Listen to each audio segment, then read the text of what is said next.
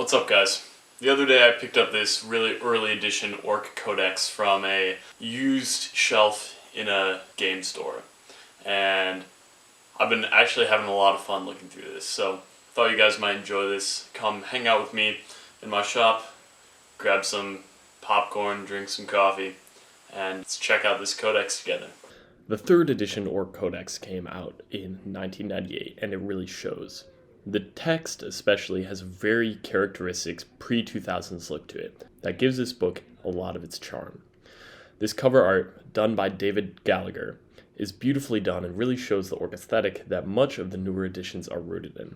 It's amazing that despite the years and many edition changes, Orcs remain largely unchanged in their original pure form.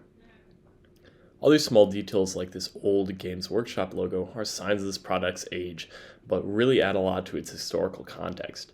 When comparing this to a more recent codex, there is an obvious difference. No matter what anyone says about Games Workshop these days, it is clear that they have put a huge amount of work into improving the looks of their rulebooks and art.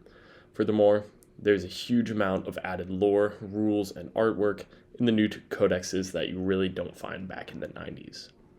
Moving on to the inside cover, there's a full page of models to look at right off the bat, really getting the attention of anyone thinking about playing Orcs for the first time. I really like this approach as it keeps you from having to flip through all the huge amounts of lore and fluff in the front of the rulebooks we have today in order to get to the real meat of the army. Next, we have some classic Orc artwork and a table of contents showing everything in the rulebook. After that, the author gets right into a full page of explaining the virtues of an Orc army. It's clear that the author is an Orc player himself because he genuinely seems hyped up about getting more people to play this army. And on the next page, we get a series of thematic communications from Imperial forces fighting off a tide of Orcs. They're very dramatic in a Hollywood style, but they really give you an idea of the mood used to set the rest of this book. Then, the book explains all the technicalities of building an army, down to the Orc special rules that really set the army apart.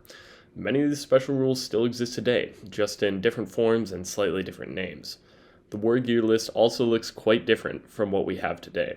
Looking at an 8th edition codex, there are far more options and weapon types than there were available 25 years earlier. A single page is definitely easier to digest for a new player than the full 3 pages we have now, where you essentially have to search through whole spreadsheets to find what you want. In the actual meat of the codex, we are shown some very simple, easy to understand stat blocks that, while they don't have many rules options, they are very quick to read. All of these pages are adorned on the side with some fancy lore text from each unit and a small black and white illustration of the unit in question. This seems like a good, understated way to give an impression of what the unit is about without making the rulebook too long or expensive. Finally, the book really splurges on a full page of color photos, showing examples of painted models and box art. Now onto the back cover. The book is wrapped up with some more nice box art, some lore text just for fun, and a description of what the army is about. All in all, this was a fun time flipping through this. I really enjoyed getting a peek into the history of our hobby and seeing what makes some of these things so great. Well, guys, that is the full codex. If you enjoyed this, stick around. We make other stuff like this all the time, so please hang out later. Click this link, watch this video, and I'll see you in the next one. Alright guys, keep making.